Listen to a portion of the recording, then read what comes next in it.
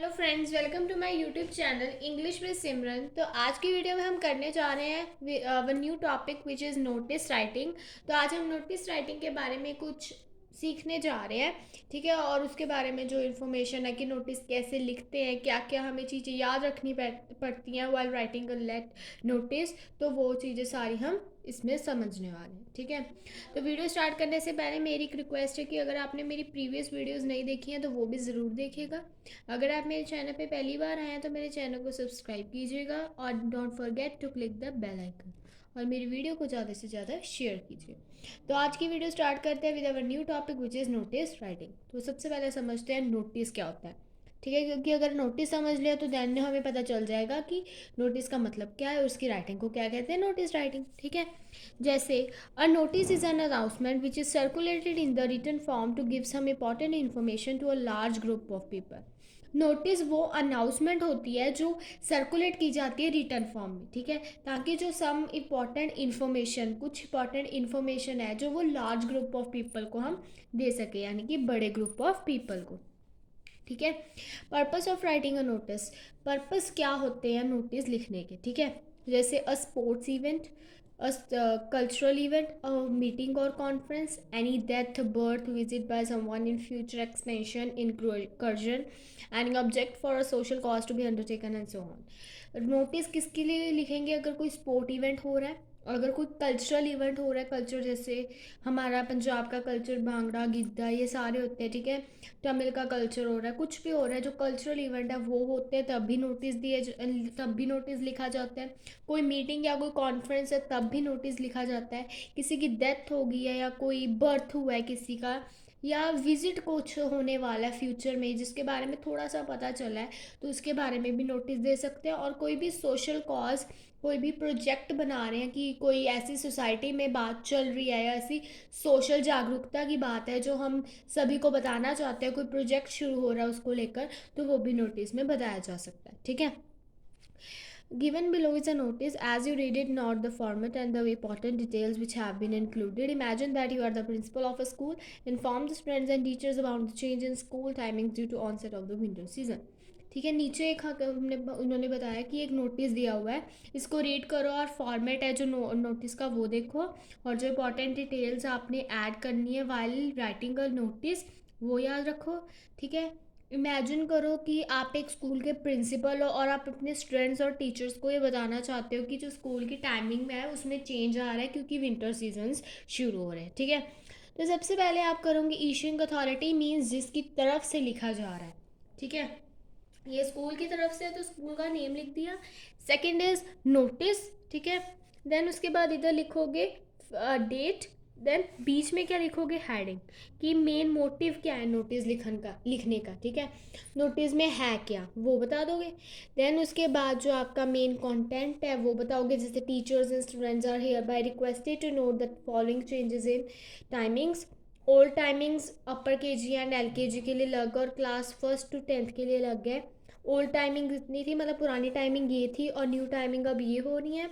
All requested All are requested to abide by the new times with effect from 15th नवंबर। 15 नवंबर से ये time start हो रही है, तो आप इसके बारे में ध्यान रखिएगा, ठीक है।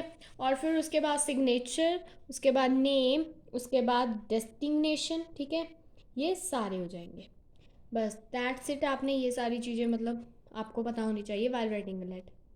फिर उसके बाद फीचर्स देखते हैं नोटिस के। जैसे a notice is written within a box, जो नोटिस है वो हमेशा बॉक्स में लिखना है। बॉक्स के बिना आप नोटिस लिखोगे तो your marks will be deducted in your board exams और एनी एग्जाम, ठीक है। It is usually written in the third person, however for some notice the first person we और the second person you may be use.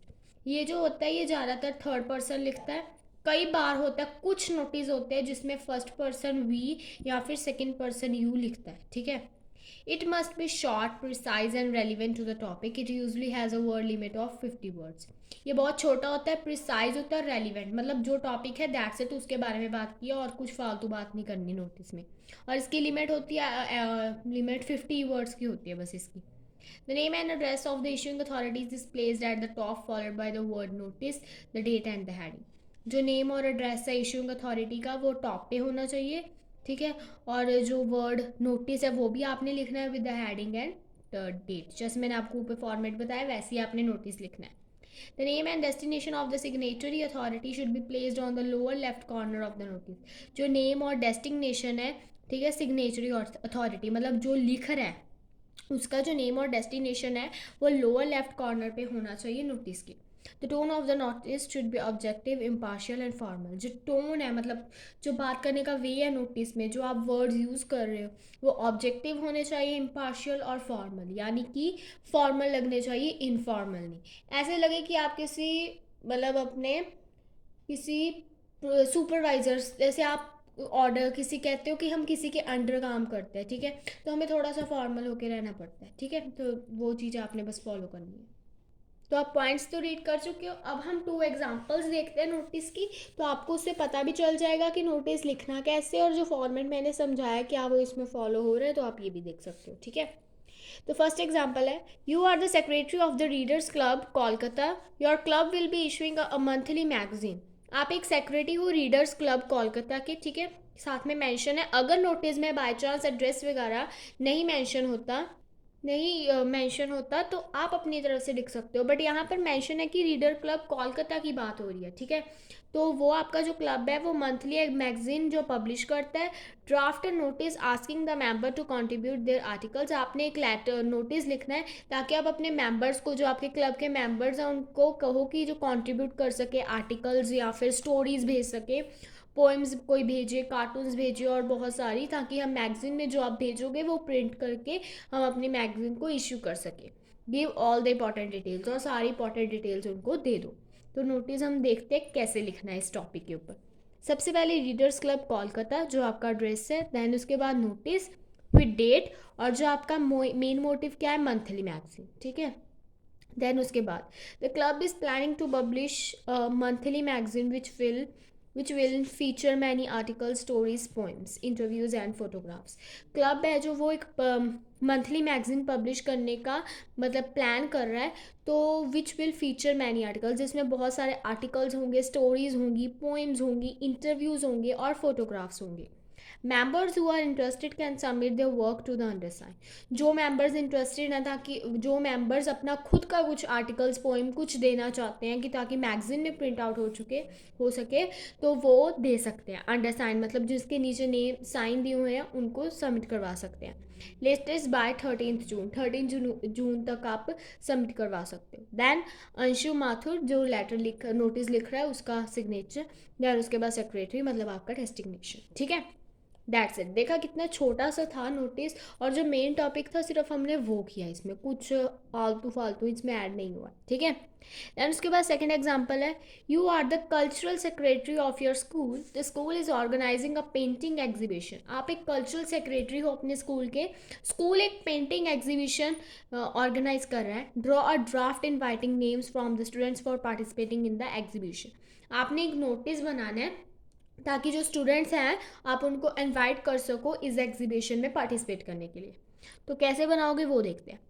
ST जॉस्पे convent new Delhi, ठीक है, ये आप अपना address लिख दोगे मतलब जहाँ से लेटर लिखा जा रहा है। देन उसके बाद नोटिस लिखोगे, देन डेट जो आपका मेन मोटिव है पेंटिंग एग्जीबिशन, फिर उसके बाद स्टार्ट करोगे content. The school is organizing a painting exhibition on 4 October 2022 from 11 AM to 1 PM for classes 6, 7th and 8th। जो स्कूल है वो एक पेंटिंग एग्जीबिशन बनाने जा रहा है, ठीक है। 4 अक्टूबर 2021 लिख दो क्योंकि 22 तो आया नहीं अभी, 21, ठीक है। 4 अक्टूबर 21 को एग्जीबिशन होने जा रही है, सुबह 11 बजे से लेकर दोपहर के 1 बजे तक। क्लासेस कौन कौन से इसमें ज्वाइन कर सकती हैं, 6, 7th और 8th। This year themes would be global warming. इस ईयर का थीम है global warming. Interested candidates are requested to submit their names to the respective class teachers by 25th September 2021। ठीक है, जो इंटरेस्टेड कैंडिडेट्स हैं मतलब जो बच्चे इंटरेस्टेड हैं इस एग्जीबिशन में, उनको रिक्वेस्ट किया जाता है कि जो अपने नेम्स हैं वो अपने क्लास टीचर्स को दे दे 25 सितंबर से पहले, ठीक है। फिर उसके बाद जो लेटर लिख रहा है मतलब जो कल्चरल सेक्रेटरी है अपने स्कूल का, देन उनका नेम आप शो कर दोगे विच इज़ अभि शर्मा, एंड देन आप उसकी डेस्टिनेशन शो करोगे, ठीक है। तो आपने देखा दोनों लेटर में जो हमारे थोड़ा थोड़ा हमें दिया हुआ था और थोड़ा ही नोटिस में शो करना, हमने लिमिटेड 50 वर्ड्स आपको जैसे मैंने पीछे फीचर्स में बता दिया, दैट्स इट, बस आपने उतना ही लिखना है, ज़्यादा बड़े बड़े नहीं लिखने बस। नोटिस राइटिंग बहुत इजी टॉपिक था, इसीलिए मैंने आज आपको इसका पूरा कवर करवा दिया है with the exam sample notice. बस फर्स्टली हमने किया कि नोटिस क्या होता है, देन हमने पढ़ा कि नोटिस के बीच में फीचर्स कौन से याद रखने हैं, कि नोटिस कैसे कंप्लीट होगा, which features are required to remember while writing any notice. उसके बाद हमने सैम्पल नोटिस किए 2, और फिर जो हमारा नोटिस का टॉपिक है वो कंप्लीट हो गया। तो आज की वीडियो में बस इतना ही। आई होप आप सबको आज की वीडियो नोटिस राइटिंग अच्छी तरह से समझ आए होंगे। अगर आपको वीडियो अच्छी लगी तो प्लीज़ मेरी वीडियो को लाइक कीजिए। अगर आप मेरे चैनल पे पहली बार आए तो मेरे चैनल को सब्सक्राइब कीजिए and don't forget to click the bell icon, और मेरी वीडियो को ज़्यादा से ज़्यादा शेयर कीजिए। तब तक के लिए बाय बाय।